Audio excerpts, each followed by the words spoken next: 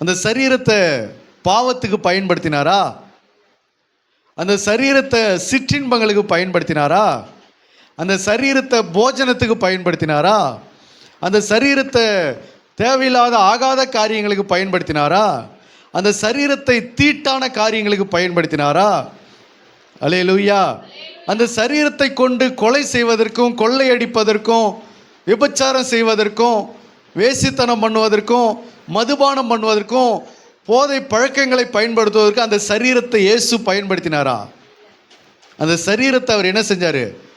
நம்முடைய பாவங்களை சுமந்து தீர்க்கிற தேவ ஆட்டுக்குட்டியாக சிலுவையின் மேலே அதை என்ன செய்தார்? ஒப்பு கொடுத்தார். அல்லேலூயா. அந்த சரீரத்தை அப்படி ஒப்பு கொடுத்தபடினால தான் அவருடைய தழும்புகளால் நாம் என்ன செய்யப்படுகிறோம்? குணமாக்கப்படுகிறோம். அல்லேலூயா. அப்போ இயேசுனுடைய சரீரத்தை அவர் அநேகர் குணமாக்கப்படுவதற்காக என்ன செஞ்சார்? பயன்படுத்தினார். அவருக்கு கொடுத்த சரீரத்தை கிறிஸ்து பிதாவானவருக்கு ஜீவ பலியாக ஒப்பு கொடுத்தார். நான் ஆடு மாடுகளை உமக்கு பலியாக செலுத்தவில்லை, என்னுடைய சரீரத்தையே நான் என்ன செய்கிறேன்? உமக்கு ஜீவ பலியாக ஒப்பு கொடுக்கிறேன் என்று சொன்னார். அல்லேலூயா. அதைத்தான் நம்ம திருவிருந்தில் ராபோஜனத்தில் என்ன செய்கிறோம்? என்னுடைய சரீரத்தையே உங்களுக்கு ஒப்பு கொடுக்கிறேன் என்று சொல்லி அதை அவருடைய மரணத்தை நினைவு கூர்ந்து அவருடைய சரீரத்தை நம்ம என்ன செய்கிறோம்? அப்பமாகவும் பிட்டு பானமாகவும் அதை நம்ம பானம் பண்ணுகிறோம். அல்லேலூயா. அப்போ இயேசுவுக்கு ஒரு சரீரம் கொடுத்தால் அந்த சரீரத்தை அவர் எப்படி பயன்படுத்தினார்? பிதாவுக்கு பிரியமானவைகளாய் பயன்படுத்தினார். பிரியமான ஜீவ பலியாக பயன்படுத்தினார். நம்முடைய பாவங்களை சுமந்து தீர்ப்பதற்காக பயன்படுத்தினார். நம்முடைய வியாதிகளை குணமாக்குகிற தழும்புகளுக்காக பயன்படுத்தினார். அப்போ நம்முடைய சரீரம், நமக்கு தேவன் கொடுத்த இந்த சரீரத்தை நாம் எப்படி எந்த விதத்தில் பயன்படுத்துகிறோம் என்பதை பாருங்க. வேதம் சொல்லுகிறது, 1 கொரிந்தியர் 6ஆம் அதிகாரம் 1 கொரிந்தியர் 6ஆம் அதிகாரம் 13வது வசனத்தை வாசிக்கலாம். வயிற்றுக்கு போஜனமும் போஜனத்துக்கு வயிறும் ஏற்றும். போஜனத்துக்கு வயிறும் ஏற்கும். ஆனாலும் தேவன் இதையும் அதையும் அழிய பண்ணுவார். சரீரமோ வேசித்தனத்திற்கு அல்ல. சரீரமோ எதற்கு அல்ல? வேசித்தனத்திற்கு அல்ல. கர்த்தருக்கே உரியது. அல்லேலூயா. இந்த சரீரம் இருக்குல்ல, இது எதுக்கு இல்லையா? வேசித்தனம் செய்வதற்கு இல்லை. இந்த சரீரம் பாவம் செய்வதற்கு இல்லை. இந்த சரீரம் யாருக்கு உரியதான்? கர்த்தருக்கே உரியது. அதனால தான் சொல்லுது, அதில் 20வது வசனத்தை வாசிங்க. கிரியத்துக்கு கொல்லப்பட்டீர்களே, ஆகையால் தேவனுக்கு உடையவைகளாகிய உங்கள் சரீரத்தினாலும் உங்கள் ஆவியினாலும் தேவனை மகிமைப்படுத்துங்கள். என்ன செய்யுங்க? தேவனை மகிமைப்படுத்துங்க. உங்கள் சரீரத்தினாலும் உங்கள் ஆவியினாலும் யாரை மகிமைப்படுத்துங்க? தேவனை மகிமைப்படுத்துங்க. அப்போ இந்த சரீரம் எதற்காக கொடுக்கப்பட்டது? அவரை மகிமைப்படுத்துவதற்காக இந்த சரீரம் கொடுக்கப்பட்டது. பிசாசை மகிமைப்படுத்துவதற்காக கொடுக்கப்பட்டது அல்ல. சாத்தானுடைய வேலைகளை செய்வதற்காக இந்த சரீரம் கொடுக்கப்பட்டது அல்ல. சாத்தானுக்கு பயன்படுவதற்காக இந்த சரீரம் நமக்கு கொடுக்கப்பட்டதல்ல. இந்த சரீரம் நமக்கு தேவனை மகிமைப்படுத்துவதற்காக கொடுக்கப்பட்ட சரீரம். அதனால தான் வசனம் சொல்லுது, நீங்கள் புசித்தாலும் குடித்தாலும் தேவனுடைய நாம மகிமைக்கு என்று செய்யுங்கள். புசிக்கிறது எதை வச்சு புசிக்கிறோம்? இந்த சரீரத்தை தான் வச்சு புசிக்கிறோம். இந்த சரீரத்துக்காக தான் புசிக்கிறோம். குடிக்கிறது இந்த சரீரத்துக்காக தான், இல்லையா? அப்போ நீங்கள் புசிக்கிற விஷயமா இருந்தாலும் சரி, குடிக்கிற விஷயமா இருந்தாலும் சரி, இந்த சரீரத்தினால நீங்கள் செய்யும்போது அது தேவனுடைய நாம மகிமைக்கு என்று என்ன பண்ணுங்க? செய்யுங்கள். அல்லேலூயா. நீங்கள் புசிக்கிற விஷயங்கள் இந்த சரீரம் என்ன செய்யக்கூடாது? தேவனை கனவீனப்படுத்துகிற மாதிரி இருக்கக்கூடாது. இன்றைக்கி நிறைய பேர் புசிச்சு தேவனை என்ன செய்கிறாங்க? கனவீனப்படுத்துகிறார்கள். அல்லேலூயா. புசித்து தேவனை துக்கப்படுத்துகிறார்கள். இந்த சரீரத்தினாலே புசித்து தேவனை துக்கப்படுத்துகிறார்கள். ஆதாம் ஏவாள் எப்படி தேவனை துக்கப்படுத்தினாங்க? ஒரு பழத்தை புசித்து தேவனை துக்கப்படுத்தி உலகத்துக்கு சாபத்தை கொண்டு வந்து தோட்டத்தை விட்டு வெளியேறினார்கள். ஏசா என்ன செஞ்சான்? ஒரு சிவப்பான கூழ் யாக்கோபு காய்ச்சின அந்த கூழுக்காக தேவன் கொடுத்த சேஷ்டபுத்திர பாகத்தை இழந்து அந்த கூழை புசிச்சு தேவன் என்ன பண்ணான்? துக்கப்படுத்தினான். அல்லேலூயா. இப்படி புசித்து தேவனை என்ன செய்யக்கூடாது? துக்கப்படுத்தக்கூடாது. நீங்கள் புசித்தாலும் குடித்தாலும் தேவனுடைய நாம மகிமைக்கு என்று செய்யுங்கள். அல்லேலூயா. சரீரம் என்பது கர்த்தருக்குரியது. சரீரம் யாருக்குரியது? கர்த்தருக்குரியது. ஆகையினால் உங்கள் ஆவியினாலும் உங்கள் சரீரத்தினாலும் தேவன் என்ன செய்யுங்க? மகிமைப்படுத்துங்க. அல்லேலூயா. இப்போ நம்ம இங்கே இருக்கிறது நம்ம சொந்த வீடா வாடகை வீடா? வாடகை வீடு இல்லையா? ஒரு மனிதன் ஒரு வாடகை வீட்டுக்கு போகிறாங்க. வாடகை வீட்டுக்கு கொடுத்துட்டு வாடகை வீட்டில் தங்குறாங்க. அந்த ஹவுஸ் ஓனர் வாடகை வீட்டை ஒரு மனிதனுக்கு ஒப்பு கொடுத்துட்டு இதில் நீங்கள் வாடகைக்கு இருந்து கொள்ளுங்கன்னு சொல்லிட்டு அவர் வெளியூருக்கு போகிறாரு. இப்போது அந்த வாடகை வீட்டில் யார் யாரோ வராங்க, யார் யாரோ போகிறாங்க. அந்த வாடகை வீட்டில் என்னென்னமோ செய்கிறாங்க. அடிக்கடி என்ன பண்ணுறாங்கன்னு தெரியல. அந்த வாடகை வீட்டை வந்து ஒரு நாள் ஓனர் வந்து எட்டி பார்க்குறாரு. அந்த வீட்டுக்குள்ளே பாட்டில் கிடக்குது, கஞ்சா கிடக்குது, சிகரெட்டு குடிச்சு போட்டது கிடக்குது, குப்பை கூளம் நிறைய கிடக்கு, என்னென்னமோ தகாத பொருள்கள்லாம் அந்த வீட்டில் கிடக்குது. அந்த வீட்டே பார்த்து அலங்கோலமாக இருக்கிறது. இப்போ அந்த வீட்டு வாடகை ஓனர், அந்த வீட்டினுடைய ஓனர் வரும்போது என்ன செய்வார் சொல்லுங்க? துக்கம் மட்டும்தான் போடுவாரா? அடித்து துரத்த மாட்டார். உங்களை எதுக்காக நான் வாடகை விட்டா நீங்கள் இந்த வீட்டில் என்ன செய்கிறீங்க? இந்த வீட்டை எதுக்காக பயன்படுத்துகிறீங்க? துக்கப்படுவது மட்டுமல்ல, அவங்கள அங்கேருந்து என்ன பண்ணுவார்? துரத்தி விடுவார். அல்லேலூயா. வீட்டில் இருந்து என்ன பண்ணுவார்? துரத்தி விடுவார். அதுபோல் நாம் இந்த வாடகை வீட்டில் குடியிருக்கிறோம். சரீரம் உங்களுக்குரியதல்ல, சரீரம் கர்த்தருக்குரியது. அப்போ இந்த கர்த்தருக்குரிய இந்த சரீரத்தில் தான் நாம் என்ன செய்கிறோம்? இப்போ குடியிருக்கிறோம். அல்லேலூயா. நம்ம தங்கி இருக்கிறோம். அப்போ இந்த சரீரம் இது என்னுடைய சரீரம் அப்படிலாம் சொல்ல முடியாது. இது கர்த்தருடைய சரீரம். இந்த சரீரத்தை நம்ம இஷ்டப்படியெல்லாம் என்ன பண்ண முடியாது? ஆளக்கூடாது. அப்படி ஆளும்போது கர்த்தர் என்ன செய்கிறாரு? கோபப்படுகிறவராக இருக்கிறார். அல்லேலூயா.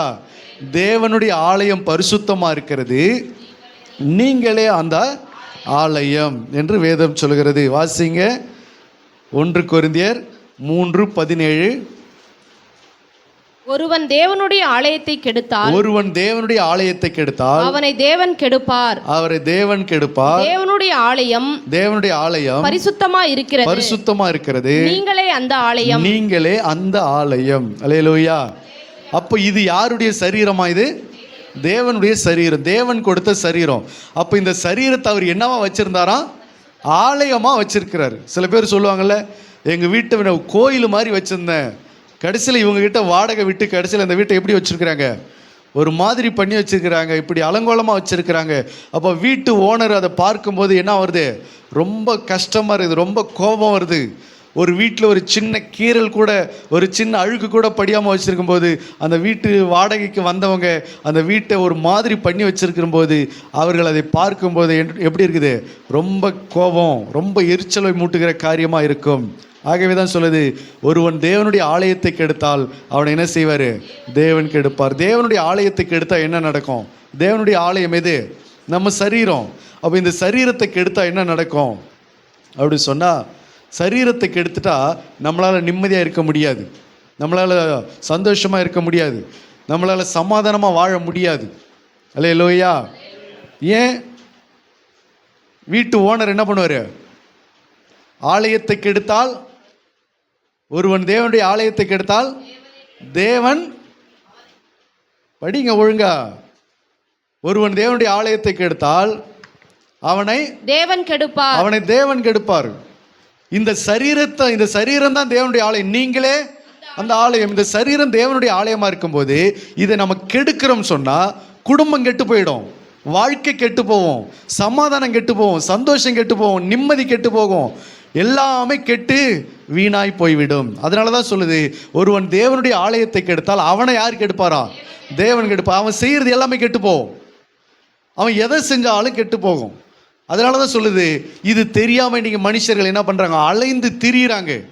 நான் செய்கிறது ஒன்றுமே வாய்க்க மாட்டேங்குது, நான் ஒன்றும் செய்கிறது எதுவும் நடக்க மாட்டேங்குது, நான் செய்கிறது எல்லாமே தீமையாக முடியுது, நான் செய்கிறது என்ன பண்ணுறது ஏது செய்கிறதுன்னு தெரியாமல் இன்றைக்கி மனிதர்கள் அலைந்து திரிகிறாங்க. ஆண்டவர் சொல்கிறாரு, நீ சரீரத்தை கெடுத்தா, என்னுடைய ஆலயத்தை கெடுத்தா உன்னை நான் கெடுப்பேன்றாரு. அப்போ அவர் நம்மளை எப்படி கெடுப்பார்? நம்முடைய வாழ்க்கை கெட்டு போகும், பிள்ளைகள் கெட்டு போவாங்க, எதிர்காலம் கெட்டு போகும், வருமானம் கெட்டு போகும், மிருக ஜீவன் கெட்டு போகும், வேலை கெட்டு போகும், எல்லாமே கெட்டு வீணாய் போகும். நிம்மதியாக வாழ முடியாது, சந்தோஷமாக சமாதானமாக வாழ முடியாது. அல்லேலூயா. அதனால தான் சொல்லுது, இந்த சரீரம் தேவனுக்குரியது, இந்த சரீரத்தினாலும் இந்த சரீரத்தின் ஆவியினாலும் யாரை மகிமைப்படுத்துங்க? தேவனை மகிமைப்படுத்துங்க. இந்த சரீரத்தினால நம்ம யாரை மகிமைப்படுத்தணும்? கர்த்தரை மகிமைப்படுத்தணும். அதற்கு தான் நமக்கு சரீரம் கொடுக்கப்பட்டது. அல்லேலூயா. இந்த சரீரத்தை கண்டபடி பயன்படுத்தக்கூடாது, இந்த சரீரத்தை நம்ம இஷ்டப்படி நடத்தக்கூடாது, இந்த சரீரத்துக்கு நமக்கு என்ன பிடிக்குமோ அப்படிலாம் பண்ணிகிட்டு இருக்கக்கூடாது. பிதாவுக்கு தேவனுக்கு சித்தமானவர்களை இந்த சரீரத்தில் செய்ய கற்றுக்கொள்ள வேண்டும். அல்லேலூயா. அதனால தான் சொல்லுது, ட்ரெஸ் பண்ணுற விஷயத்தில் கூட வேதம் என்ன சொல்லுது? தகுதியான வஸ்திரத்தை போடுங்க. அல்லேலூயா. வஸ்திரம் போடுறோம்ல, இன்றைக்கி சபைக்குள்ள வஸ்திரத்தை போடுறோம், ஆண்டவருடைய பிள்ளைகள் வஸ்திரத்தை போடுறோம், அதுவும் பிதாவுக்கு பிரியமானபடி என்ன செய்யணுமா? வஸ்திரத்தை போடணும். வஸ்திரம் போடுற விஷயத்திலிருந்து, சாப்பிட்ற விஷயத்திலிருந்து, மற்ற எல்லா காரியத்திலும் இந்த சரீரம் தேவனுடைய நாமம் மகிமைக்கு என்று என்ன செய்யணும்? பயன்படுத்த கற்றுக்கொள்ள வேண்டும். அல்லேலூயா. அது மட்டுமல்ல, நம்ம சரீரத்தை என்ன செய்ய வேண்டும்? முதலாவது பார்த்தோம், நம்முடைய சரீரத்தை தேவனை மகிமைப்படுத்துவதற்காக பயன்படுத்த வேண்டும். ரெண்டாவது காரியம் ரோமர் 6:12-13. ரோமர் புஸ்தகம் 6ஆம் அதிகாரம் 12-13 நிறுத்தி நிதானமா வாசிங்க. ஆகையால் நீங்கள் சரீர இச்சைகளின்படி பாவத்திற்கு கீழ்ப்படியாதத்தக்கதாக சாவுக்கேதுவான உங்கள் சரீரத்தில் பாவம் ஆளாதிருப்பதாக. சாவுக்கேதுவான உங்கள் சரீரத்தில் பாவம் ஆளாதிருப்பதாக நீங்கள் உங்கள் அவயவங்களை அநீதியின் ஆயுதங்களாக பாவத்திற்கு ஒப்புக்கொடாமல் உங்களை மரித்தோரிலிருந்து பிழைத்திருக்கிறவர்களாக தேவனுக்கு ஒப்புக்கொடுத்து உங்கள் அவயவங்களை நீதிக்குரிய ஆயுதங்களாக தேவனுக்கு ஒப்புக்கொடுங்கள். உங்கள் சரீரம், உங்கள் அவயவங்களை என்ன செய்யுங்க? தேவனுக்கு நீதியின் ஆயுதங்களாக ஒப்புக்கொடுங்கள். இந்த சரீரத்தை கொண்டு நீதியின் ஆயுதங்களாக ஒப்புக்கொடுக்கணுமா? இந்த கை இருக்குல்ல, இது ஒரு அவயவம். இந்த சரீரத்தில் இது ஒரு உறுப்பு. இந்த அவயவத்தை கொண்டு இது எதைக்கு பயன்படுத்தணும்னா, தேவனுக்கு நீதியின் ஆயுதங்களாக இதை பயன்படுத்துங்க. ஒருத்தவங்களை அடிக்கவோ, ஒருத்தவங்களை சட்டையை பிடிச்சி இழுக்கவோ, ஒருத்தவங்களை மற்ற தவறான காரியத்துக்கு பயன்படுத்தாமல் இந்த சரீரத்தை, இந்த கையை நீதியின் ஆயுதங்களாக என்ன பண்ணுங்க? பயன்படுத்துங்க. நம்முடைய ஆண்டவராக இயேசு கிறிஸ்து அந்த கைகளை எதற்கு பயன்படுத்தினார்? அநேகரை ஆசீர்வதிப்பதற்காக, அநேகரை சுகமாக்குவதற்காக, அநேகருக்கு அற்புதம் செய்வதற்காக, கண்களை திறப்பதற்காக, காதுகளை திறப்பதற்காக, மரித்தோரை உயிரோடு எழுப்புவதற்காக வலது கையை பிடித்து தலித்தாகுமி என்றார். கண்களின் மேல் சேற்றை பூசினார். அநேகரை ஆசீர்வதித்தார். இந்த கையை கொண்டு ஆசீர்வதித்தார். கடைசியாக இந்த சரீரத்தில், இந்த கைகளிலே ஆணிகளுக்கு ஒப்பு கொடுத்தார். அவருடைய தழும்புகளாலே நாம் குணமடைகிறோம். அல்லேலூயா. அப்போ இந்த சரீரத்தில் உள்ள அவயவங்களை அவர் என்ன ஆயுதங்களாக ஒப்பு கொடுத்தாரா? நீதியின் ஆயுதங்களாக ஒப்பு கொடுத்தார். அல்லேலூயா. என்ன ஆயுதம்? நீதியின் ஆயுதம். அநீதியின் ஆயுதங்களை பயன்படுத்தக்கூடாது. அநீதியின் ஆயுதம் என்ன அர்த்தம்? இந்த கையால் கஞ்சா விற்கிறது, இந்த கையால் ஒருத்தவனை அடிக்கிறது, இந்த கையால் ஒருத்தவனை போய் திட்டுறது, சட்டையை பிடிச்சி இழுக்கிறது, இந்த கையால் மண்ணை வாரி விடுறது, இந்த கையினால் பாவத்தை செய்கிறது, இந்த கையினால் பலவிதமான அக்கிரமங்களை செய்வதற்காக இந்த கைகளை என்ன செய்யாதீங்க? பயன்படுத்தாதீங்க. அல்லேலூயா. இந்த கைகளினால் சிகரெட்டு பிடிக்கக்கூடாது. இந்த கைகளை கொண்டு கண்ட கருமாந்திரத்தில் என்ன பண்ணக்கூடாது, தொடக்கூடாது. இந்த கை மட்டும் இல்லை, இந்த கையுமே, 2 கையுமே என்ன பண்ணக்கூடாது, தொடக்கூடாது. 2 கால்கள் என்ன செய்யக்கூடாது, பாவமான இடங்களுக்கு போகக்கூடாது. இந்த கால்களை என்ன செய்யணும், கர்த்தருக்கு நீதியின் ஆயுதங்களாக பயன்படுத்தணும். இந்த கால்கள் எங்கே ஓடணும், நீதியின் ஆயுதங்களாக பயன்படுத்தணும். எதுக்கு நீதியின் ஆயுதங்களா, கர்த்தருடைய நீதிக்கு, கர்த்தருடைய சித்தத்துக்கு பயன்படுத்தணும். கர்த்தருக்கு பிரியமான காரியங்களுக்கு இந்த கால்களை பயன்படுத்தணும். அல்லேலூயா. அத்தியாவசிய தேவைக்கு பயன்படுத்துகிறோம். அதோடு அடுத்தது என்ன செய்யணும், கர்த்தருக்கு நீதியின் ஆயுதங்களாக பயன்படுத்த வேண்டும். பாவத்தின் ஆயுதங்களாக பயன்படுத்தக்கூடாது.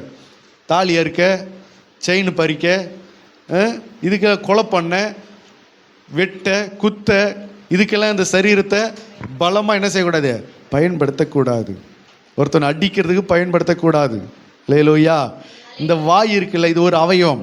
இந்த வாயை வச்சு என்ன பண்ணக்கூடாது, மற்றவங்களை திட்டுவதற்கு, அசிங்கமாக பேசுவதற்கு, ஒருத்தவங்களை குறை சொல்வதற்கு இந்த வாயை என்ன பண்ணக்கூடாது, பயன்படுத்தக்கூடாது. இந்த வாய் எதற்கு பயன்படணும், நீதியின் ஆயுதங்களாக பயன்படுத்தணும். இந்த வாயினால் நீதி பேசணும். அல்லேலூயா. நீதிமொழிகள் 10ஆம் அதிகாரத்தில் அதில் நீங்கள் பார்த்தீங்கன்னா உங்களுக்கு தெரியும். அதில் என்ன சொல்லுகிறது பாருங்கள். ஒரு நீதிமானுடைய நாவு என்ன செய்கிறது, நீதிமொழிகள் 10ஆம் அதிகாரம்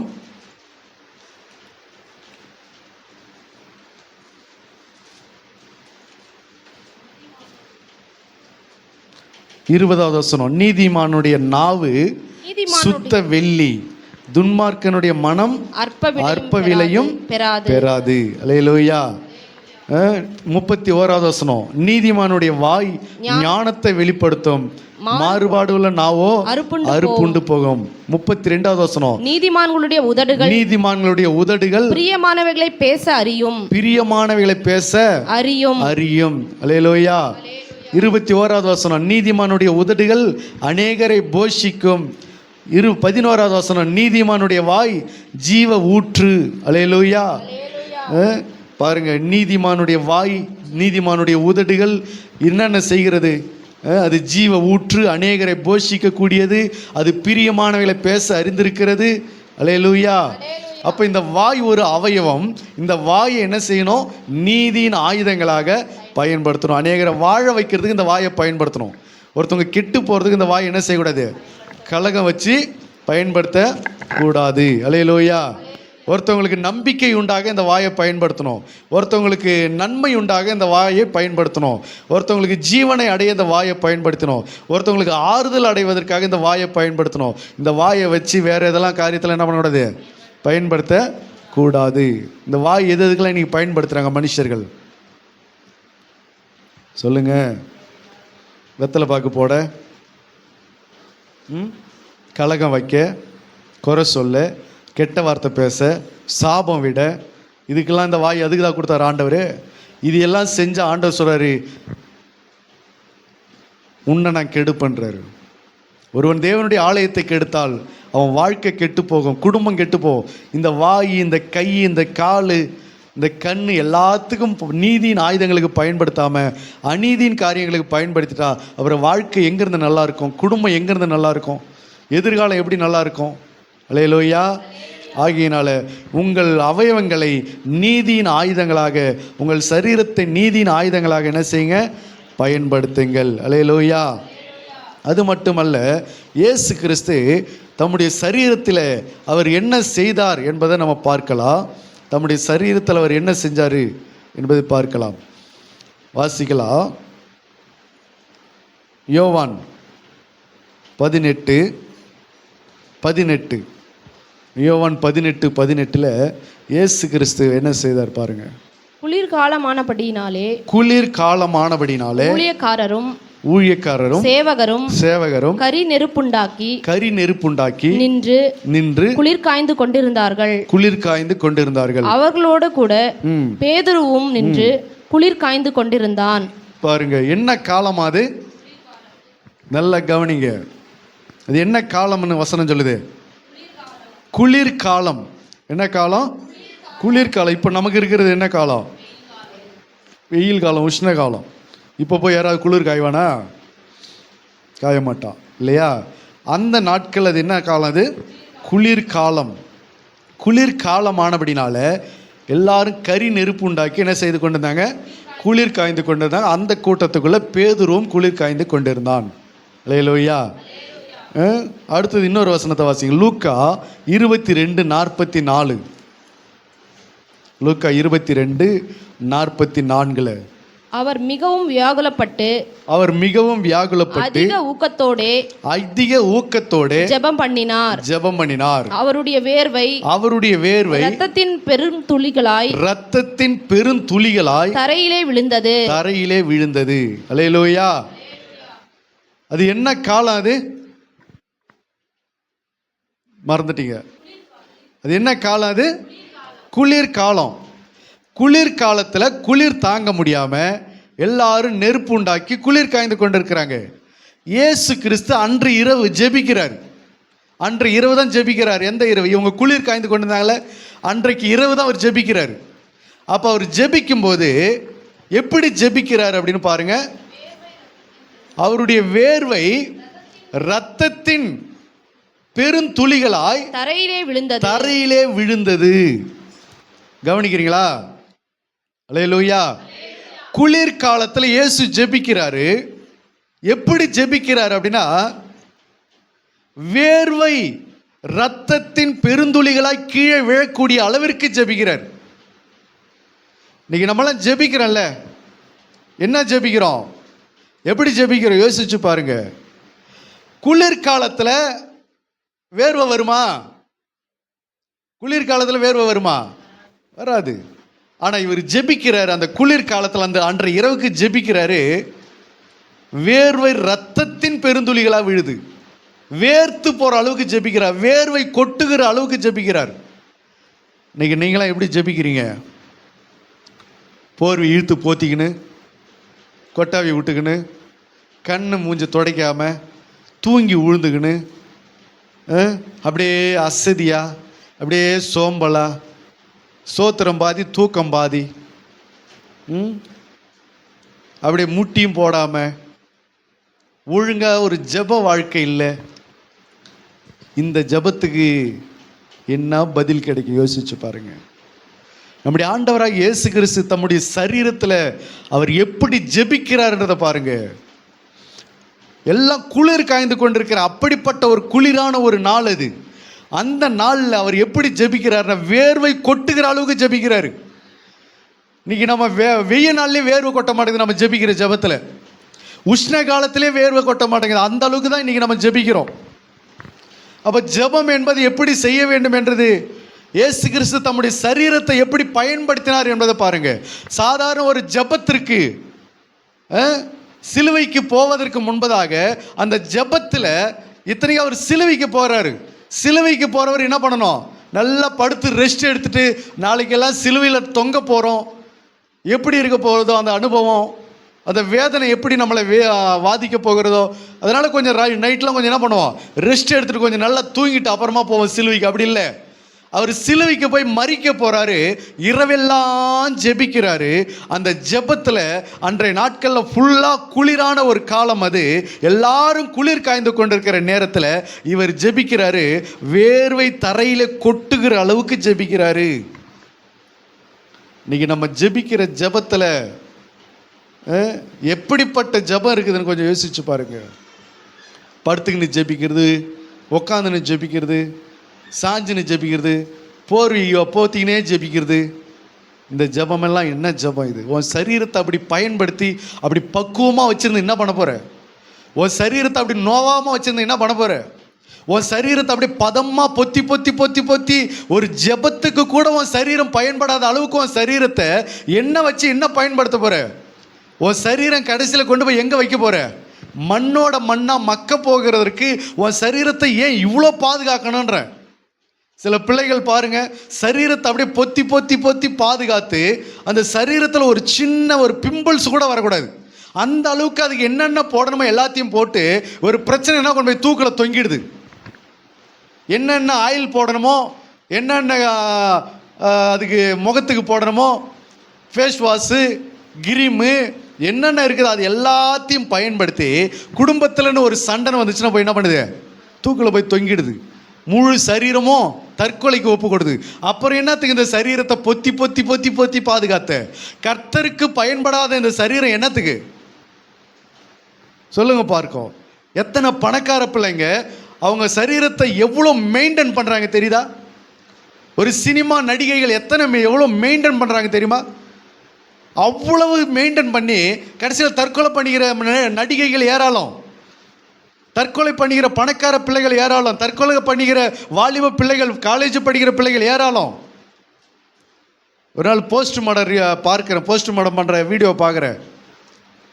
வாலிப பையன் நல்லா சரீரம் நல்லா இருக்குது, அவன் மண்டையை உடச்சி எடுக்கிறாங்க. அந்த மண்டையை இப்படி உடச்சி இதில் கீழ்ச்சி இதை தனியாக பிச்சு எடுக்கிறாங்க. ஒரு விக்கி எடுப்பாங்க, அந்த மாதிரி இந்த மண்டை இதிலேருந்து கீழ்ச்சி இதை மட்டும் தனியாக எடுக்கிறாங்க. மண்டையில் சுத்தி போட்டு அடிக்கிறாங்க. இதுக்கு நேராக கத்தி விட்டு கீழ்ச்சி அதை கோட்டு மாதிரி இப்படி பிரிக்கிறாங்க. இந்த சரீரம் கடைசியில் எங்கே போய் நிற்கிது? சாதாரண ஒரு குப்பையில் போய் நிற்கிது. அப்போது கர்த்தருக்கு இந்த சரீரத்தை நீ ஒரு கடுமையாக பயன்படுத்தாமல், ஒரு ஜெபிப்பதற்கு கூட இந்த சரீரத்தை ஒழுங்காக பயன்படுத்தாமல், இந்த சரீரத்தை அப்படியே பொத்தி பொத்தி பொத்தி பாதுகாத்து என்ன செய்ய போகிற? இயேசு கிறிஸ்து தம்முடைய சரீரத்தை என்ன செஞ்சார்? நீதியின் ஆயுதங்களாக பயன்படுத்தினார். கைகளிலே ஆணிகள் அடிக்க பயன்படுத்தினார். பிதாவுக்கு ஜீவ பலியாக ஒப்பு கொடுத்தார். ரத்தம் சிந்தினார். இந்த சரீரத்தில் ரத்தம் சிந்தினார். ஈட்டினால ஒருத்தன் குத்துறான், ரத்தமும் தண்ணீரும் வெளிப்பட்டது. சாட்டையினால் அடித்தார்கள், கன்னத்தில் ஓங்கி அறைந்தார்கள், கோலால தலையில் அடித்தார்கள், முள்முடிய தலையில் வச்சு அமிழ்த்தினார்கள். ரத்தம் எப்படி ஒழுகி இருக்கும், ரத்தம் எப்படி அவருடைய சரீரம் எல்லாம் வடிந்திருக்கும். அப்படிப்பட்ட ஒரு வேதனைக்கும் பாடுகளுக்கும் இந்த சரீரத்தை பிதாவுக்கு ஜீவ பலியாக ஒப்பு கொடுத்தார். அவர் ஜெபிப்பதற்கு அப்படிதான் பயன்படுத்தினார். அல்லேலூயா. நீங்கள் நம்முடைய சரீரம் ஜெபத்திற்கு கூட பயன்படுத்தாத சரீரம் இன்னைக்கு அப்படியெல்லாம் சோத்தை போட்டு வளர்த்து இந்த சரீரத்தை என்ன பண்ண போற? எத்தனை மணி நேரம் ஜெபிக்கிற? இந்த சரீரத்தை கொண்டு எத்தனை மணி நேரம் ஜெபிக்கிற? எவ்வளவு நேரம் முழங்காலில் நிற்கிற? முழங்காலில் நின்று என்ன ஆகிறது உனக்கு? என்ன முட்டி பேந்துருமா? சொல்லுங்க பார்க்கும். முழங்கால் படியிடாத ஒரு ஜபம் இன்னைக்கு இருக்குது. அதுக்கு தான் கேட்குறேன். அப்படியெல்லாம் முழங்கால் கூட படியிடாம பிதாவுக்கு முன்பாக வானோர் பூதலத்தோர் எல்லாருடைய முழங்காலும் முடங்கும்படிக்குன்னு வேதம் சொல்லுது. அப்போ தேவனுக்கு முன்பாக உன் முழங்கால் கூட முடக்கலன்னு சொன்னா உன் சரீரத்தை அப்படி நீ பாதுகாத்து என்ன கொண்டு போய் எங்கே வைக்க போற? சுடுகாட்டில் கொண்டு போய் வைக்க போற. இந்த சரீரத்திலிருந்து தேவன் தந்த ஆவி போயிடுச்சுன்னு சொன்னா இது ஒரு சாதாரண ஒரு பணம், இது ஒரு பிரேதம், இது ஒரு சாதாரண ஒரு அழிவுக்கு ஏதுவான ஒரு சரீரம் இது. அல்லேலூயா. உங்களுடைய ஜெப வாழ்க்கையெல்லாம் நீங்கள் ஆராய்ந்து பார்க்கணும். நம்ம எப்படி ஜெபிக்கிறோம்? ஜெபத்தில் ஒரு வெறி வர வேணாம், ஜெபத்தில் ஒரு நேர் முழங்காலில் நிற்க வேணாம், ஜெபத்தில் நம்மளுடைய தேவனுடைய சமூகத்தில் நம்மளை தாழ்த்த வேணாம். முழங்கால் ஜெபம். இயேசு கிறிஸ்து ஜெபிக்கிறாரு, வேர்வை ரத்தமாக வருது, வேர்வை ரத்தமாக வருது. ஆனால் அது என்ன காலம்? அது குளிர்காலம்.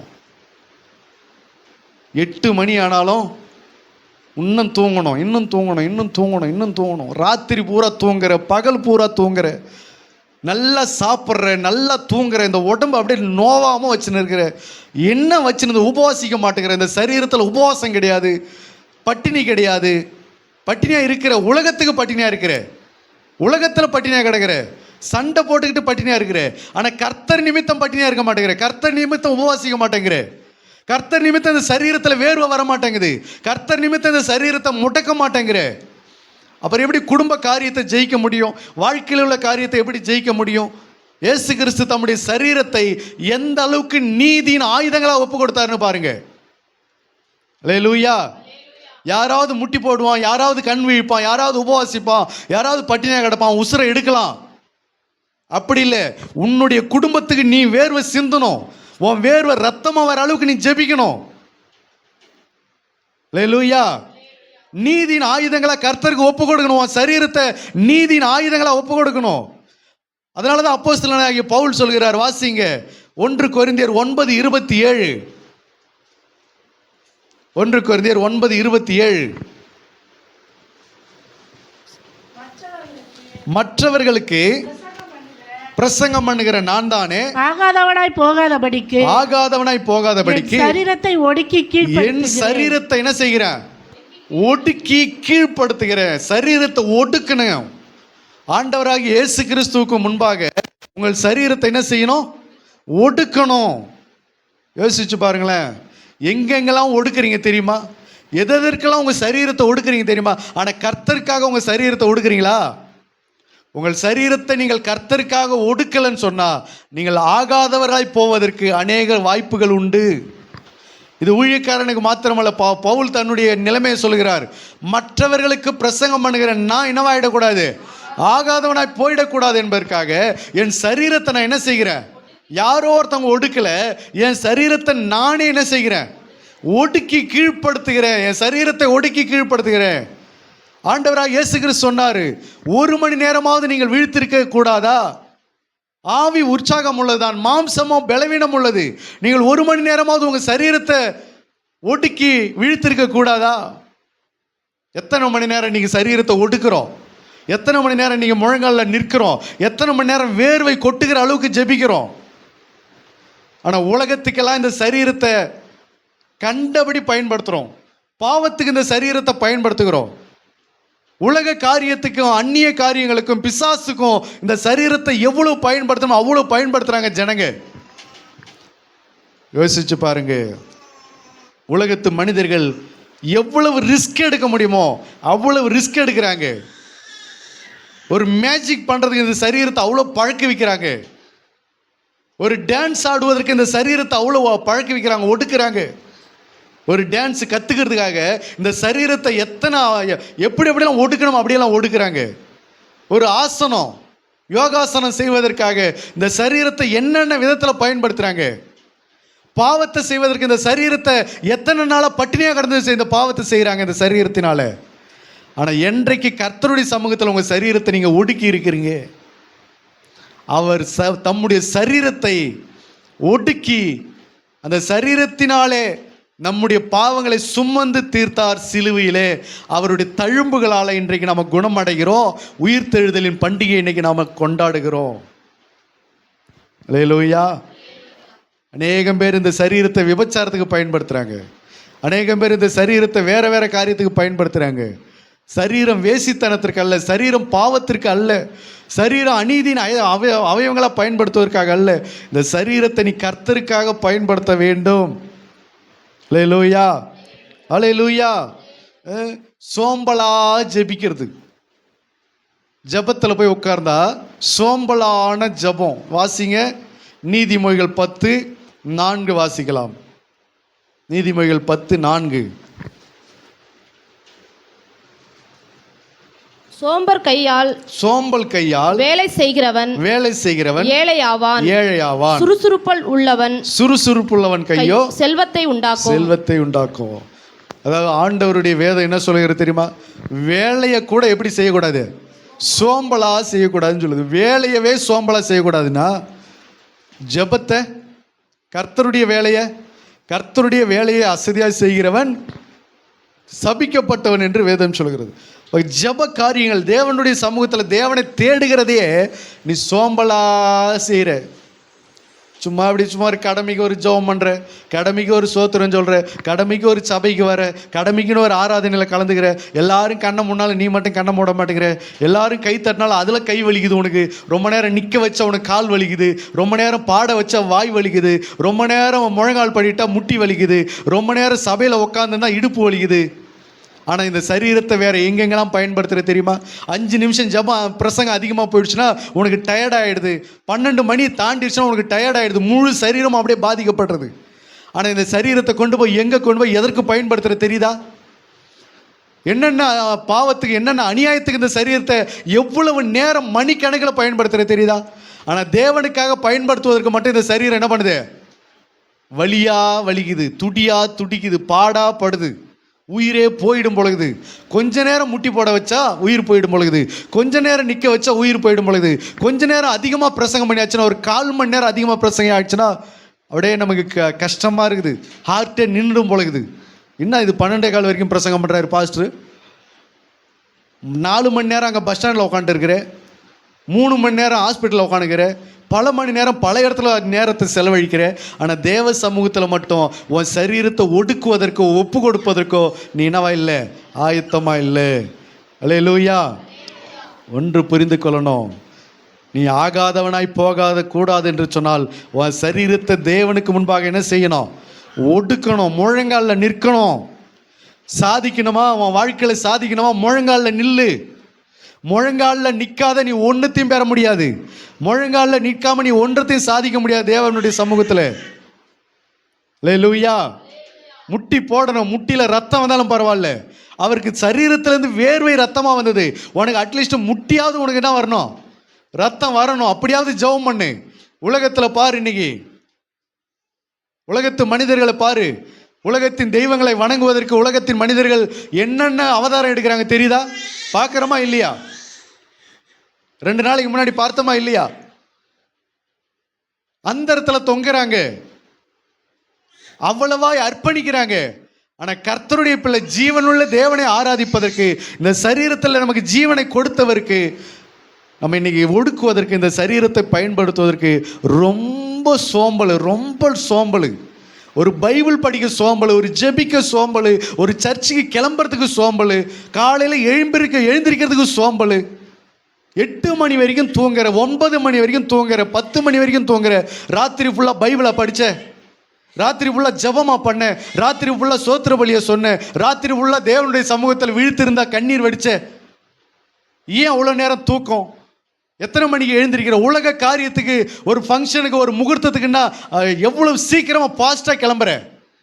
ஒரு ஊர் உலகத்துக்கு போகணும்னா எவ்வளோ ஃபாஸ்ட்டாக கிளம்புற.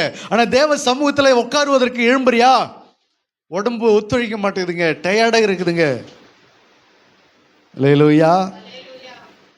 குளிர் காலத்தில் இயேசு கிறிஸ்து ரத்தம் சொட்டுகிற அளவுக்கு ஜெபிக்கிறாரு, வேர்வை சொட்டுகிற அளவுக்கு ஜெபிக்கிறாரு. இதுதான் அவருடைய சிலுவையில் அவர் சிந்தின ரத்தத்தினுடைய வெற்றி. இப்போ நம்முடைய ஜெப வாழ்க்கை இன்னைக்கு நம்ம சரிப்படுத்தி கொள்ளணும். நம்முடைய ஜெப வாழ்க்கை இன்னைக்கு நம்ம ஆராய்ந்து பார்க்கணும். என்ன மாதிரி நான் ஜெபம் பண்ணுறேன்? அப்படியெல்லாம் இன்னைக்கு நீ ஜெபம் பண்ண ஒரே மாசத்துல நீ பரிசுத்தாவி பெற்றுக்கொள்ளுவே, ஒரே வாரத்தில் நீ பரிசுத்தாவி பெற்றுக்கொள்ளுவே. அப்படியெல்லாம் நீ ஜெபிக்க ஆரம்பிச்சுன்னா உன் வாழ்க்கையில் சாதிக்காத காரியம் ஒன்றுமே இருக்காது. எல்லாத்தையும் சாதிச்சு நீ பெரிய தேவனுடைய வல்லமையால் நிரப்பப்பட்ட ஒரு நபராக இருப்ப. இந்த ஜெப வாழ்க்கையை இன்னைக்கு சோம்பலாக இருக்குது. ஆவிக்குரிய வாழ்க்கை இன்னைக்கு சோம்பலாக இருக்குது. சரீரத்தை கொஞ்சம் கூட அசைய மாட்டேங்குது. கர்த்தருக்குன்னா மட்டும் அசைய மாட்டேங்குது. ஆனால் உலகத்துக்கு கடுமையாக உழைக்குது இந்த சரீரம். உலகத்துக்கும், உலக மனிதர்களுக்கும், உலக காரியத்துக்கும், பாவத்திற்கும் இந்த சரீரம் கடுமையாக பட்டினி கிடக்குது. இந்த சரீரம் கடுமையாக உழைக்குது, எல்லாம் அடங்குது. ஆவி, ஆத்மா, சரீரம், 5 புலன்களையும் அடக்கி ஒடுக்கி வேலை பார்க்குறோம் உலகத்தில். ஆனால் கர்த்தருக்குன்னு வந்தால் மட்டும்தான் வஞ்சனம் பண்ணுறோம், பட்சபாதம் பண்ணுறோம். பசி தாங்க முடியல, வெயிலாக இருக்குது. இன்றைக்கி அதுவும் பார்த்தீங்கன்னா இன்றைக்கி நிறைய சபையில் பாருங்கள், டைம்லாம் மாற்றி விட்ருவாங்க. ஏன் என்னன்னு கேட்டால் வெயிலாக இருக்கான். உலகத்தில் நீ வெயிலில் நடந்ததே கிடையாதா? வெயிலுக்கு போனதே கிடையாதா? வெயிலில் உன் சொந்த வேலையை பார்த்ததே கிடையாதா? உன் சொந்த வேலையா, உன் சொந்த குடும்ப வேலையா நீ வெயிலில் அலைஞ்சதே கிடையாதா? வேர்வை சிந்தனே கிடையாதா? வேறு வெயிலில் பட்டதே கிடையாதா? ஆனால் கர்த்தருடைய ஆராதனை மட்டும் வெயில் வந்துருச்சுன்னா டக்குன்னு டைமை மாற்றிடுறது. மாற்றி வைங்க பாஸ்டர், வெயிலாக இருக்குது பாஸ்டர், காலையிலே வைங்க பாஸ்டர், நேரத்தோட வைங்க பாஸ்டர், சீக்கிரமாக விட்டுருங்க பாஸ்டர், வெயிலாக இருக்குது, வேர்வையாக கொட்டுது. அல்லேலூயா. பாதாள சாக்கடைக்குள்ளே இறங்குறான். காற்றில்லாத இடத்துல பாதாள சாக்கடைக்குள்ளே இறங்குறான். சரீரத்தை ஒடுக்கி அடக்கி இறங்கி அதில் மூச்சு விட முடியாமல் மூச்சு திணறி செத்து போயிடுறான். அதற்கெல்லாம் தன் சரீரத்தை பயன்படுத்துகிறான். ஆனால் கர்த்தருக்காக இன்னைக்கு சரீரத்தை பயன்படுத்துவதற்கு ஒருவரும் இல்லை. ஆனால் அதை பயன்படுத்துகிறவர்களை கர்த்தர் சும்மா விடவும் இல்லை, அவர்களை கனப்படுத்தி ஆண்டவர் சொல்கிறார், ஒருவன் எனக்கு ஊழியம் செய்தால் பிதாவானவர் அவனை கனம் பண்ணுகிறார். கர்த்தருக்கு யார் தன்னை அர்ப்பணித்தாங்களோ, யார் தன்னை ஒப்பு கொடுத்தாங்களோ அவர்களை தேவன் மகிமைப்படுத்தி இருக்கிறார். அவர்களை கர்த்தர் ஆசீர்வதித்து அவர்கள் பேரை பெருமைப்படுத்தி இருக்கிறார். ஒப்பு கொடுக்காதவங்க சோம்பலா ஜெபம் பண்ணிக்கின்னு, சோம்பலா தூங்கி விழுந்துக்கின்னு, சோம்பலா எல்லாத்தையும் வேலை பார்த்துக்கிட்டு இருக்கிறவங்க எல்லாரும் இன்னமும் எந்த ஒரு இடத்தையும் விட்டு அந்த இடத்துல விழுந்து கிடக்க, அதே சூழ்நிலையில் அதே நிலைமையில தான் கிடைக்கிறாங்க. ஆவிக்குரிய வாழ்க்கையில் ஒரு அடி கூட என்ன பண்ண முடியல, எடுத்து வைக்க முடியல. அல்லேலூயா. நம்முடைய ஆவிக்குரிய ஜீவியத்தில் எங்கேயாவது முன்னாடி போயிருக்கிறோமான்னு கொஞ்சம் யோசனை பண்ணி பாருங்க. ஏதாவது ஒரு ஸ்டெப்பு முன்னாடி போயிருக்குதா? உன் வாழ்க்கையில் ஆவிக்குரிய வாழ்க்கையில் முன்னாடி அடி எடுத்து வைக்கல, ஆனால் என் குடும்பம் மட்டும் முன்னாடி வரலன்னா எப்படி ஆகுறது? என் வாழ்க்கை இன்னும் ஒரு அடி கூட உயர்த்தப்படலைங்க, ஒரு விஷயம் கூட என் வாழ்க்கையில் மாறலை, என் குடும்பத்தில் ஒன்று கூட மாறலை, அப்படியே தான் இருக்குது. ஒரு பிரச்சனை கூட இன்னும் சரியாகலை. ஆண்டவருடைய சமூகத்தில் நீ எந்த அளவுக்கு உன்னுடைய ஆவிக்குரிய வாழ்க்கையை, உன் சரீரத்தை ஒட்டுக்கி எந்த அளவுக்கு எத்தனை நாள் உபவாசிச்ச, எத்தனை மணி நேரம் கண் வீழ்ச்ச, எத்தனை மணி நேரம் முழங்கால் படிட்ட, எத்தனை ஆயிரம் ஸ்தோத்திர பலி சொன்ன, எத்தனை பாடல்கள் பாடியிருக்கிற, எத்தனை அதிகாரம் படிச்சிருக்கிற, எத்தனை புஸ்தகம் படிச்சிருக்கிற, எத்தனை மணி நேரம் பைபிள் படிக்க உன்னை அர்ப்பணிச்சிருக்கிற, ஒப்பு கொடுத்துருக்கிற. அல்லேலூயா. அப்புறம் எப்படி உன் வாழ்க்கையில் ஆண்டவர் மாற்றுவார்? ஆகியனால வசனம் சொல்கிறது பாருங்க, மீகாவின் புஸ்தகம் 7:3 வாசிக்கலாம். மீகா புஸ்தகம் 7:3. பொல்லாப்பு செய்ய அவர்கள் இரண்டு கைகளும் நன்றாய் கூடும். நல்ல கவனிங்க. கர்த்தரை ஸ்தோத்திரம் பண்ண கை என்ன பண்ண மாட்டேங்குது? கூட மாட்டேங்குது. கை தட்டி ஆராதிப்பதற்கு கை என்ன பண்ண மாட்டேங்குது? கூட மாட்டேங்குது. கை ஒன்னா சேர மாட்டேங்குது. ஆனா பொல்லாப்பு செய்ய அவர்கள் ரெண்டு கைகளும் என்ன செய்யுது? நன்றாய் கூடுகிறது. நல்லா கவனிங்க. இன்னைக்கு பாஸ்டருக்கு ஒரு கனப்படுத்துறது கூட ரெண்டு கை என்ன பண்ண மாட்டேங்குது? வர மாட்டேங்குது. ஒருத்தருக்கு ஒருத்தர் கனம் பண்ணி கொள்வதற்கு கூட கை ஒன்றா வர மாட்டேங்குது. கர்த்தரை ஆராதிப்பதற்கோ, கர்த்தரை பாடுவதற்கோ, துதிப்பதற்கோ, கை தட்டுவதற்கோ, ஸ்தோத்தரிப்பதற்கோ இந்த கைகள் என்ன பண்ண மாட்டேங்குது? வர மாட்டேங்குது. ரெண்டு கால்கள் என்ன பண்ண மாட்டேங்குது? ஒன்றா சேர மாட்டேங்குது, ஒத்துழைக்க மாட்டேங்குது.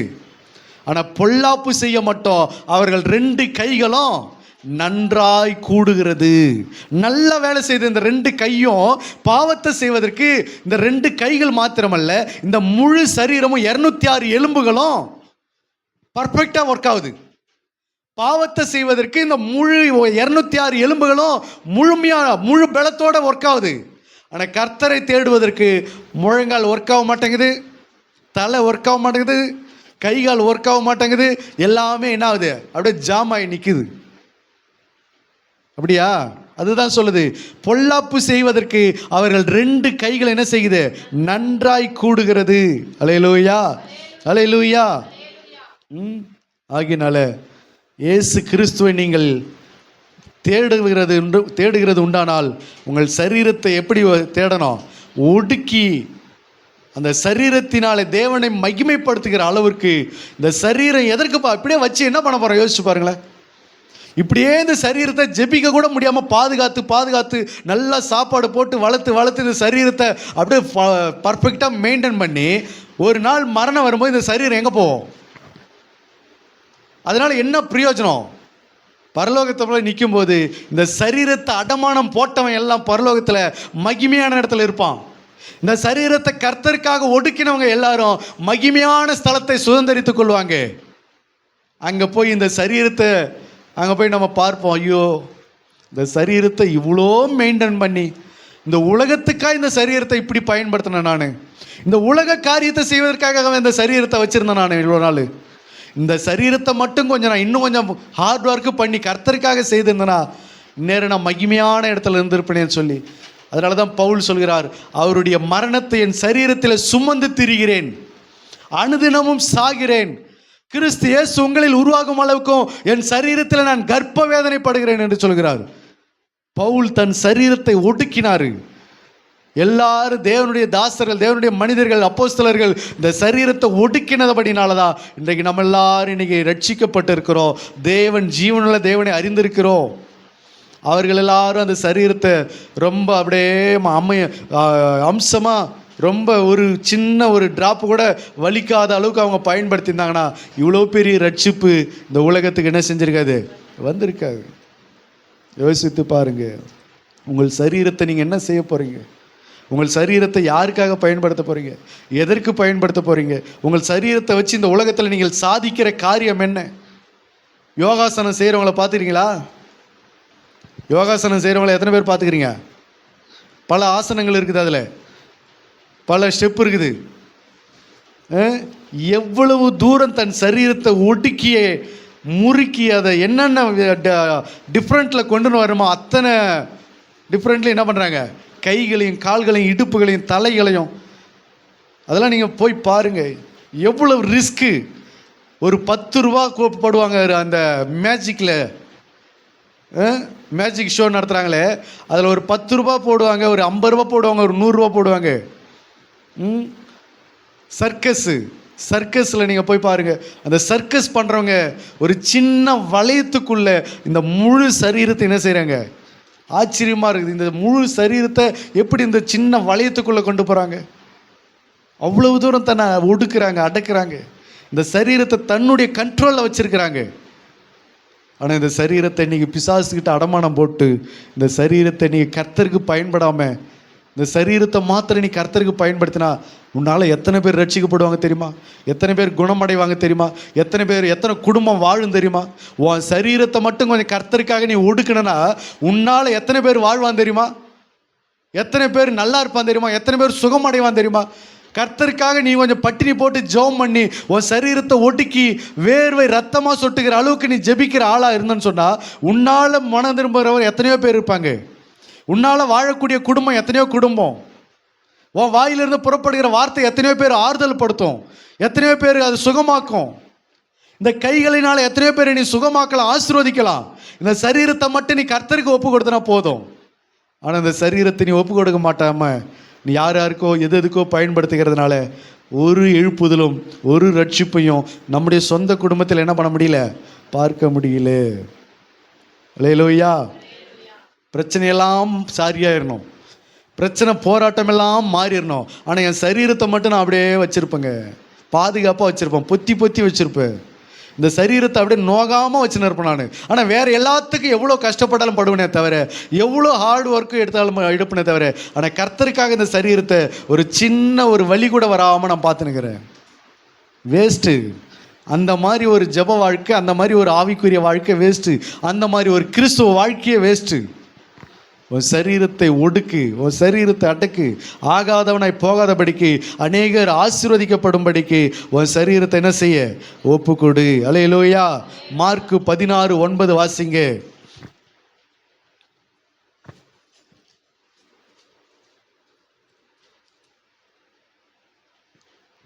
வாரத்தின் முதலாம் நாள் அதிகாலையிலே இயேசு எழுந்திருந்த பின்பு மகதலேனா மரியாளுக்கு முதல் தரிசனமானார். இயேசு கிறிஸ்துவுக்கு 12 அப்போஸ்தலர்கள் இருந்தாங்க. அந்த 12 அப்போஸ்தலர்களுக்கு அவர் முதல்ல தரிசனம் ஆகல. இயேசு உயிர்த்தெழுந்த நாள் இல்லையா? அப்போ உயிர்த்தெழுந்த இந்த நாளில் எல்லாருக்கும் அவர் தரிசனம் ஆகல. யாருக்கு தரிசனமானார் தெரியுமா? அதிகாலையில் யார் எழுந்து வந்தாங்களோ கல்லறையின் இடத்துல அவர்களுக்கு தான் தரிசனமானார். அதுக்கு முன்னாடி அவர் இடத்துல அற்புதம் பெற்றவங்க, ஆசீர்வாதம் பெற்றவங்க, வியாதி சுகமடைந்தவங்க, சீஷர்கள், சாப்பிட்டவங்க, தூங்கினவங்க, வந்தவங்க, நடந்தவங்க எத்தனையோ பேர் இருந்தாங்க. ஆனால் இயேசு யாருக்கு முதலாவது தரிசனமானார்? அதிகாலையில் எழுந்து கல்லறையின் இடத்துல ஓடினா பாரு ஒரு ஸ்திரீ, மகதலேனா மரியாள், அவளுக்கு தான் தரிசனமானார். இயேசு அதிகாலையில் எழுந்து, இவரும் அதிகாலையில் எழுந்தார், அவளும் அதிகாலையில் ஓடி கல்லறையின் இடத்துல ஓடினாள்.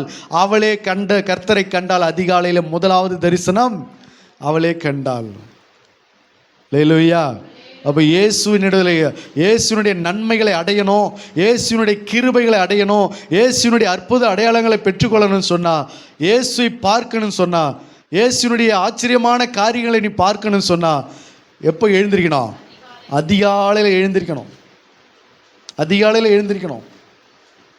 இல்லையா? ராத்திரி ஃபுல்லாக உட்காந்து முழிச்சினாரு, ராத்திரியெல்லாம் உட்காந்து பைபிள் படி, ராத்திரியெல்லாம் உட்காந்து ஜெபம் பண்ணு, எதுவுமே இல்லை. ராத்திரியும் ஜெபம் பண்ணுற பழக்கம் இல்லை, அதிகாலையில் எழுந்திருக்கிற பழக்கமும் இல்லை. அப்படி இந்த சரீரத்தை வச்சு என்ன பண்ண போகிற? நினச்சி பார்க்கணும். இந்த சரீரை நான் எதற்காக பயன்படுத்துகிறேன்? கர்த்தருக்கு நீதியின் ஆயுதங்களாக பயன்படுத்துகிறேனா?